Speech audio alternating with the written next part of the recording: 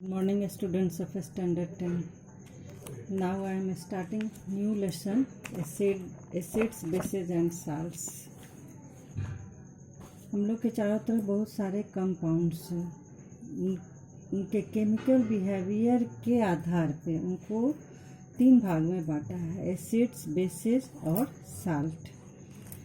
अब एसिड्स और बेसेस और साल्ट जो होते हैं उनका अपना डिफरेंट अलग अलग कैरेक्टरिस्टिक्स होता है और अलग अलग केमिकल प्रॉपर्टीज होते हैं। तो इसमें सबसे पहले हम लोग जानेंगे कि एसिड होता क्या है। आर्हेनियस के डिफिनीशन के अनुसार acids are those substances which contain hydrogen and when there are dissolved in water release hydrogen ion in the solution और हाइड्रोनियम आयन।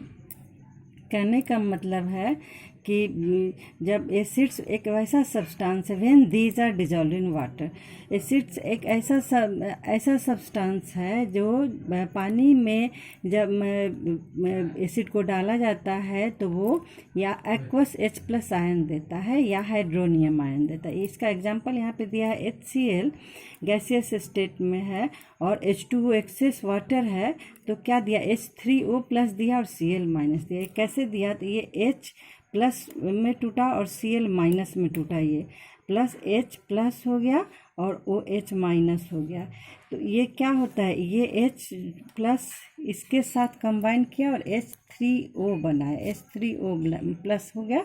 इसको हम लोग हाइड्रोनियम आयन बोलते हैं, हाइड्रोनियम आयन। और Cl- एक्वस हो गया। इसके बाद बेस क्या होता है, it is a substance which dissolves in water to produce hydroxide in solution, hydroxide को देता है। जैसे NaOH है सॉलिड वाटर में, जब उसको डाला जाता है तो Na+ एक्वस और OH- में ये टूटता है। वैसे ही हम लोग जैसे लेते हैं MgOH2 magnesium hydroxide, magnesium hydroxide solid है। अब इसको जब हम लोग एक्सेस वाटर में डालते हैं तो क्या होता है, Mg2+ मैग्नीशियम आयन हो गया ये एक्वस प्लस O2OH- में ये टूटता है एक्वस। मतलब कहने का मतलब जो भी बेस है वो हाइड्रोक्साइड आयन को रिलीज करता है वाटर में। अब हम लोग का इसके बाद एसिड बेस जो लेबोरेटरी में होता है उसको हम लोग कैसे जानेंगे कि ये एसिड है या बेस है, उसको तो हम लोग टंग पे रख के जानेंगे नहीं। इसलिए क्या होता है, एसिड बेस इंडिकेटर का हम लोग यूज करते हैं। एसिड बेस इंडिकेटर हम लोग पहले लिटमस पेपर के बारे में पढ़े हैं कि लिटमस पेपर होता है और फिनोप्थलीन होता है, मिथाइल ऑरेंज होता है। अब लिटमस पेपर क्या है, ये नेचुरली अकरिंग इंडिकेटर है। और सिंथेटिक और कमर्शियल इंडिकेटर्स क्या होते हैं, ये फिनोप्थलीन, मिथाइल ऑरेंज, उनका कलर डिफरेंट होता है एसिडिक और बेसिक सॉल्यूशन में। और देखिए यहाँ पे टर्मरिक भी है indicator, natural indicator, purple cabbage भी है, लिटमस पेपर भी है। इसका कलर डिफरेंट हो जाएगा, जो ब्लू लिटमस होता है उसका रेड हो जाता है एसिडिक सोल्यूशन में, और बेसिक में ब्लू ही रहता है। फिर ये जो टर्मरिक है वो एसिडिक सोल्यूशन में येलो रहेगा और बेसिक में रेड हो जाएगा। पर्पल कैवेज है वो एसिडिक सोल्यूशन में रेड हो जाएगा और बेसिक में ग्रीन हो जाएगा। फिनोप्थलीन कलरलेस होता है, एसिडिक में कलरलेस रहेगा और बेसिक सोल्यूशन में पिंक हो जाएगा। मिथाइल ऑरेंज येलो कलर का है, एसिडिक में वो रेड होगा और बेसिक में येलो ही रहेगा। इसमें रिमार्क्स क्या है, turmeric is an indicator for base, purple cabbage juice is an indicator for acids. मतलब ये बेसिक सॉल्यूशन में ये कलर चेंज किया, इसलिए ये इंडिकेटर बेस का हो गया।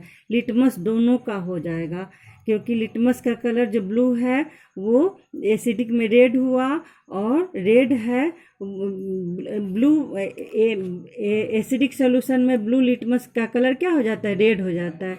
और रेड को जब हम लोग बेसिक सॉल्यूशन में डालते हैं तो वो क्या हो जाता है, ब्लू हो जाता है। फिर ऐसे ही है, फिनोप्थलीन का कलर किस में चेंज हुआ है, तो बेसिक सोल्यूशन में, तो इसलिए क्या हो गया, phenolphthalein is an indicator for base.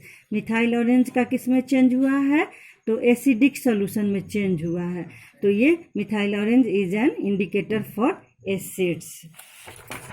इसके बाद हम लोग आ जाएंगे क्या चीज, universal indicators, a mixture of common indicators is showing is, ये जो होता है ना ये पीएच वैल्यू के रेंज के अनुसार ही कलर चेंज करता है। Universal indicator, a mixture of many common indicators is showing colour change over a certain pH range is commonly called the universal indicator. PH का फुल फॉर्म क्या होता है, potential of hydrogen.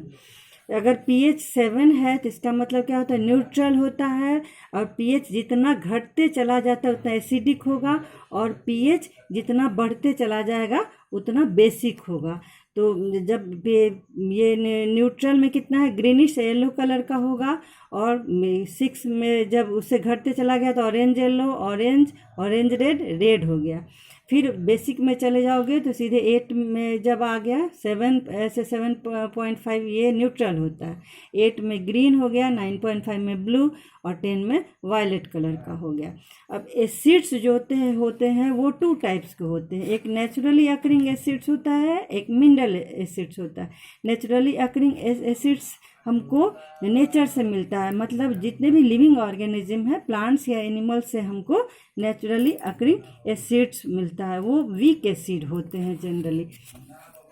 और mineral acids जो होते हैं वो काफ़ी स्ट्रॉन्ग एसिड होते हैं। These acids are called mineral acids because these are prepared from mineral से बनता है, इसलिए इसमें सल्फ्यूरिक एसिड है, हाइड्रोक्लोरिक, नाइट्रिक और फॉस्फोरिक एसिड, ये सब जो होते हैं ये मिनरल से बनते हैं, काफ़ी स्ट्रॉन्ग एसिड्स होते हैं। Mineral acids are very important from the industrial point of view. These are used in the manufacture fertiliser, industrial chemicals, explosive, dyes वगैरह एंड पिगमेंट्स, ये सब में इनका यूज होता है फैक्ट्रीज वगैरह में। उसके बाद one of the mineral acid hydrochloric acid HCl present in our stomach helps in the digestion of the food. अब तो ये तो हम बताएं कि मिनरल एसिड जो होते हैं वो मिनरल से मिलते हैं, लेकिन ये हाइड्रोक्लोरिक एसिड, इससे क्वेश्चन भी आता है कि कौन सा मिनरल एसिड है जो लिविंग ऑर्गेनिज्म में जिसका सिक्रीशन होता है, तो ये हाइड्रोक्लोरिक एसिड हमारे स्टमक में रिलीज होता है, जो जिसका फंक्शन हम लोग जो किल्स करता है बैक्टीरिया वगैरह को। अब स्ट्रॉन्ग एसिड्स और वीक एसिड्स क्या होते हैं, वैसा एसिड जो कम्प्लीटली डिसोसिएट हो जाता है, आयोनाइज्ड हो जाता है वाटर में, उसको हम लोग स्ट्रॉन्ग एसिड्स बोलते हैं। For example hydrochloric acid, sulphuric acid, nitric acid, perchloric acid are strong acids. The solution of strong acids in water are highly conducting due to high concentration of hydrogen in water, due to high concentration of hydrogen ion in the solution। क्या बताए हैं कि जो strong acids होते हैं वो H+ completely dissociate हो जाते हैं। कम्प्लीटली डिसोसिएशन का मतलब क्या हो गया कि H+ आयन कम्प्लीटली आयोनाइज्ड हो जाएगा, अलग हो जाएगा, जिस कारण से उनका उसमें कंडक्शन बहुत ज़्यादा कंडक्टिविटी उसका हो जाता है। The solution of strong acids contain only ions. The acids which are partially ionized when dissolved in water are called weak acids।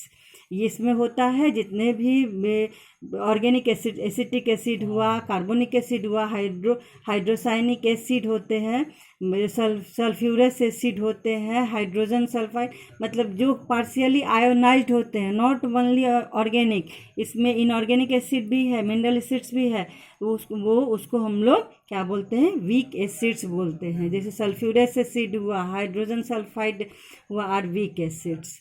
Now thank you. अब नेक्स्ट हम लोग कंसंट्रेटेड और डाइल्यूट नेक्स्ट क्लास में पढ़ेंगे।